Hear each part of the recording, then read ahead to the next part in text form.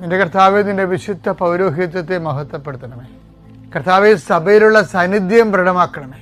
39 വർഷം ഞാൻ അർപ്പിച്ച കുർബാനയുടെ യുഗതിയാൽ കൃപാസനത്താര ജീവനോടെ പ്രത്യക്ഷപ്പെട്ട പരിശുദ്ധ അമ്മയുടെ മാധ്യസ്ഥത ദൈവവേദലേ നീ അനുഗ്രഹിക്കപ്പെടട്ടെ.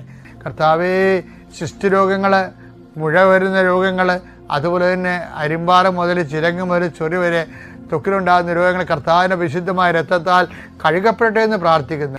എന്ത് ചെയ്യണം, എന്ത് ചെയ്താൽ ജീവിക്കും, എന്ത് ചെയ്താൽ മേൽഗതി പ്രാപിക്കും, എങ്ങോട്ട് പോകണം, ആര് പറഞ്ഞ കേൾക്കണം, പല പല അഭിപ്രായങ്ങളുണ്ടല്ലോ, പല പല രീതികളുണ്ടല്ലോ, പല പല ചിന്തകളുണ്ടല്ലോ. എന്ത് ചെയ്യണമെന്ന് അറിയാമ്പോൾ ആകെപ്പാട് മനസ്സ് മുട്ടി മൊഴി മുട്ടി കുഴങ്ങുന്നവർ കർത്താവിൻ്റെ രക്തം നിങ്ങൾ തളിക്കപ്പെടട്ടെ. ഈശോ മാറാത്ത രോഗങ്ങളെ ഓർത്തോർത്ത് കണ്ണീരോടെ പ്രാർത്ഥിക്കുന്നു. എത്രത്തെ മരുന്ന് കഴിച്ചിട്ടും പിന്നെയും മാറി കർത്താവ് പിന്നെയും രോഗങ്ങൾ, അതേ രോഗങ്ങൾ തന്നെ കർത്താവ് കുറച്ചു നേരം ശമിക്കും, പിന്നെ കുറച്ച് കഴിഞ്ഞാൽ പിന്നെയും തിരിച്ചു വരും.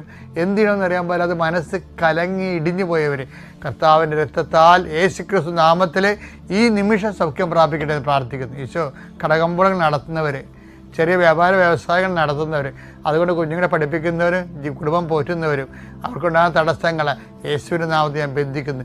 നിൻ്റെ യാത്രകളെല്ലാം ലക്ഷ്യങ്ങളെല്ലാം കർത്താവ് അനുഗ്രഹിക്കട്ടെ. നിത്യം പിതാവ് പുത്രനും പരിശുദ്ധായ നയിക്കുക. ആമേൻ.